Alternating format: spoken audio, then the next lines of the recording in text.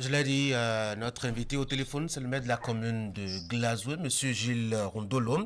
Il a déjà décroché notre appel. Monsieur Rondolo, bonjour. Bonjour, monsieur Agoy. Merci d'avoir décroché notre appel ce matin pour partager avec nous quelques précisions au sujet de ce drame qui a frappé le Bénin à hauteur de votre commune dans la nuit du samedi. Samedi, il y avait eu donc un accident de la route sur votre territoire de compétence. Monsieur le maire de la commune de Glazoué, eh ben, quel bilan peut-on dresser aujourd'hui de façon précise de ce drame qui s'est produit sur votre sol? Monsieur Agoy, à nouveau bonjour. Bonjour à vos auditeurs et à vos auditrices. Vous permettrez que je présente déjà les condoléances de tout le conseil communal aux familles éplorées dans ce drame, comme vous l'avez donc annoncé. Comme d'habitude, hein, ça dit que nous avons la possibilité d'éviter le pire tant que nous nous donnons donc l'obligation de respecter les règles. Parce que ce qui s'est passé la nuit du samedi au dimanche, si les acteurs avaient eu donc la vigilance et la prudence de respecter les règles du code de la route, on ne serait pas arrivé à ce bilan désastreux.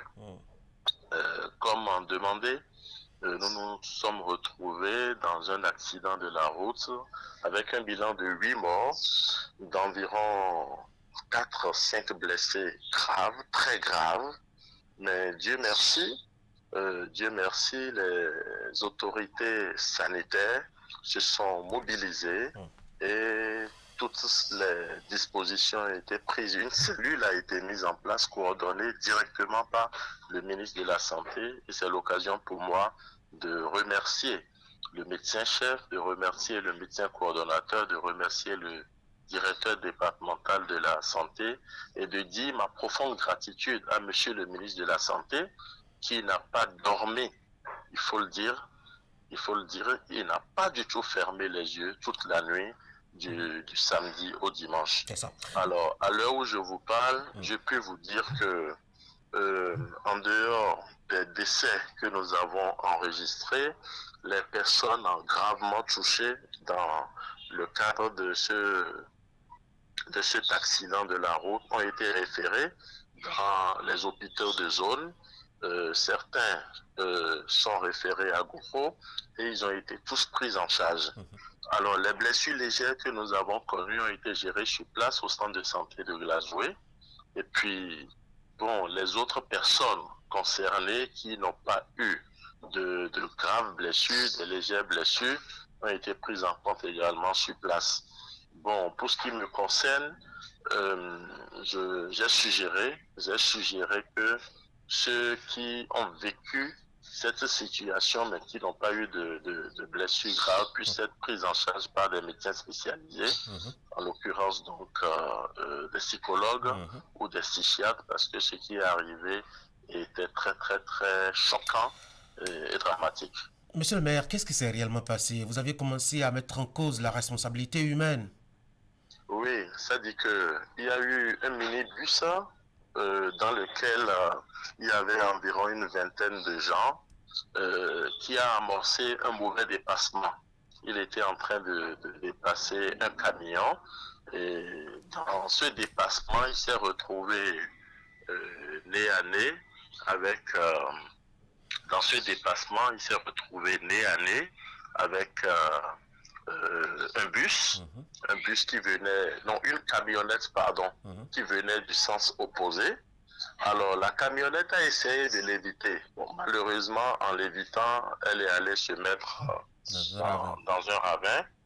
Et entre-temps, le minibus qui amorçait le dépassement, se retrouvant donc avec vis-à-vis donc de la camionnette, s'est rabattu encore sur le camion qu'il essayait de dépasser.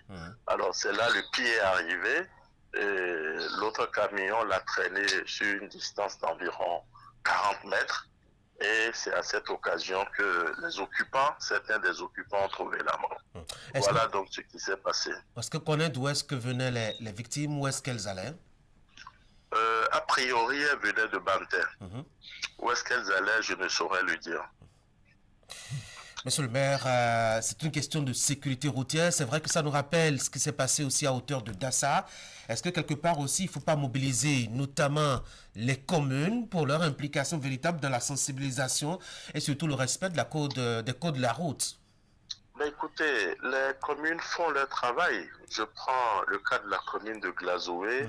Nous n'avons jamais manqué à travers nos conseils de village, conseils d'arrondissement, conseils communal, de tenir dans nos villages donc, et dans nos quartiers de ville les séances de sensibilisation. Personnellement, j'ai fait le tour des 60 villages plus 8 quartiers de ville. Nous n'avons pas manqué et on le fait tous les jours.